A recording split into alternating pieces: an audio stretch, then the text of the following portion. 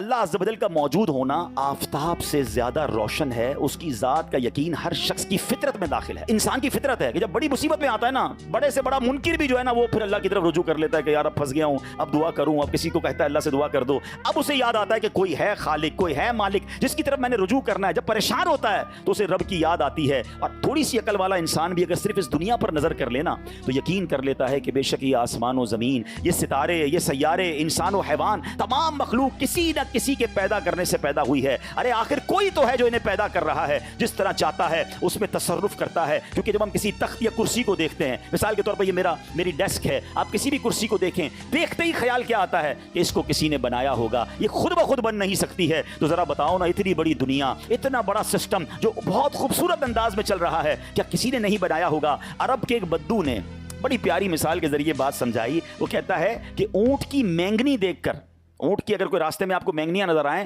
تو سمجھ آ جاتا ہے کہ یہاں سے کوئی اونٹ گزر کر گیا ہے۔ قدموں کے نشان کو دیکھ کر سمجھ آ جاتا ہے کہ کوئی قدم سے چل کر یہاں سے گیا ہے۔ تو اللہ اکبر، وہ کہتے ہیں پھر ان برجوں والے آسمان، کشادہ راستے والی زمین کو دیکھ کر کیا اس کے بنانے والے کا خیال نہیں آتا کہ کوئی تو ہے جو نظام ہستی چلا رہا ہے؟ میرا خدا ہے، اتنی بڑی کائنات ہے جس کا نظام چل رہا ہے، وقت پہ صبح ہو رہی ہے، وقت پہ شام ہو رہی ہے۔ ارے سبحان اللہ، کوئی ایک منٹ تو کبھی ایسا ہو جائے کہ جناب آج افطار تو ہو گیا، سورج غروب نہیں ہوا، جس وقت لکھا اس وقت سورج غروب ہو رہا ہے، اس وقت سورج طلوع ہو رہا ہے۔ ارے کائنات کتنے نظم و ضبط کے ساتھ چل رہی ہے، تو کوئی تو ہے جو نظام ہستی چلا رہا ہے، وہ میرا خدا ہے۔ کچھ لوگ ایک سے زائد خدا کے جو ہے قائل ہیں کہ جناب اللہ بھی ہے اور کچھ اور بھی خدا ہیں، معاذ اللہ۔ اب ذرا یاد رکھیے، ایک شہر میں دو بادشاہ نہیں ہو سکتے، ایک گاڑی کے دو ڈرائیور نہیں ہو سکتے، ایک ٹیم کے دو کپتان نہیں ہو سکتے، کیونکہ جب بھی آپ دو لوگوں کو اتھارٹی دیں گے تو آپس میں کلیش ہوگا، اور جب کلیش ہوگا تو سسٹم ڈسٹرب ہونا شروع ہو جائے گا۔ پڑھے لکھے لوگ موجود ہیں، آپ اپنی فیکٹری کا ایک ہیڈ بناتے ہیں، ایک ہیڈ کے نیچے پورا سسٹم چلے گا،